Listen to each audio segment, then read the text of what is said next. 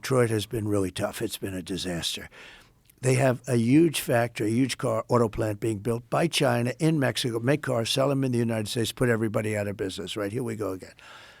I said, if that plant is there when I'm president, I will put 100 or 200% tariffs on every car. They'll be unsaleable in the United States. And they just announced they're not going to build the plant because they think I'm going to win. Think of it. They're not going to build the plant. This was the biggest plant in the world. It would have more than all of Michigan makes. That's how big. This is what we're getting to. And I said, if that plan goes up, I want them to understand if I win, I'm going to tax those cars at the rate of 100 or 200% apiece so that you won't be able to sell them in the United States. They just announced they're not going to build the plant. Yeah, I read this. I did a big favor for our country by doing that, and I'm not even there yet. To me, the most beautiful word, and I've said this for the last couple of weeks, in the dictionary today, is the word tariff. It's more beautiful than love. It's more beautiful than anything. It's the most beautiful word. This country can become rich with the proper use of tariffs. Did you just float out the idea of getting rid of income taxes and replacing it with tariffs? Well, okay. Were you serious about that? Yeah, sure. But why not? Because our country was the richest relatively in the 1880s and 1890s. A president who was assassinated named McKinley. He was the tariff king. He spoke beautifully of tariffs. His language was really beautiful. We will not allow the enemy to come in and take our jobs and take our factories and take our workers and take our families unless they pay a big price. And the big price is tariffs. And he'd speak like that, but he was right. And then around in the early 1900s, they switched over stupidly to, frankly, an income tax. And you know why? Because countries were putting a lot of pressure on America. We don't want to pay tariffs. Please don't. Believe me, they control our politicians. If you look at the kind of numbers that these guys make then and now, but we had a commission meeting in the, I think it was 1887. Think of this problem. We were so rich. We had so much money. We didn't know what to do. So they set up a blue ribbon commission on tariffs, and the sole purpose is what to do with all the money we had. We were so rich because we were taxing other people for coming in and taking our jobs.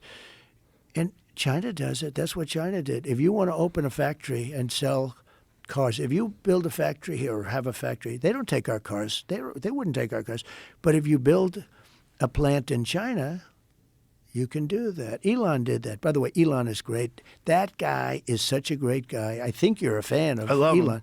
He is from a different planet. He's the greatest guy. That rocket coming in. Yeah.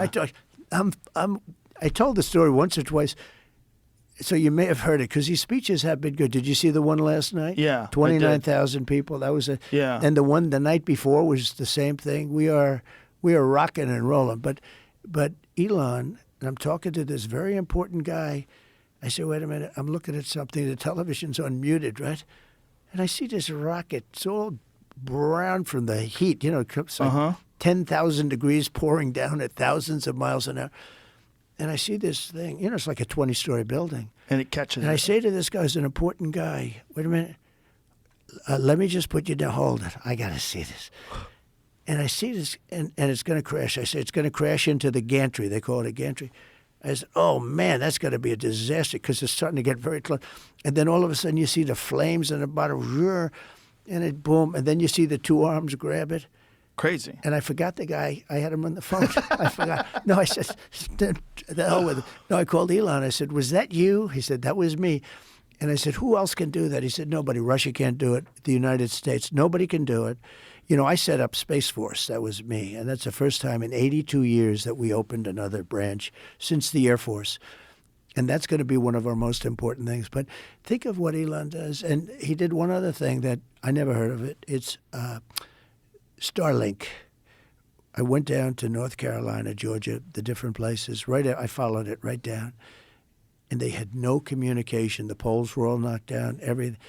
And one of the guys in North Carolina said, could you do me a favor? Do you know Elon Musk? Yes. He endorsed me. By the way, he gave me the nicest endorsement, too. The tough. He said, the country's going to fail. You should do the same thing, Joe, because you cannot be voting for Kamala. Kamala, you're not a Kamala person. I know you.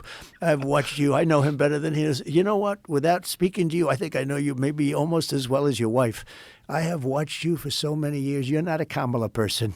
You're a Khabib person, but you're not a Kamala person. No, nobody's going to know who Khabib is, but they know who he Khabib was. is. He was not bad, right? That guy. Oh, he was phenomenal. But that's your kind of Your person. weave is getting wide. We're getting wide with my this weave. weave. But isn't it I want much to bring better? it back to tariffs. But wait one second before we finish with tariffs.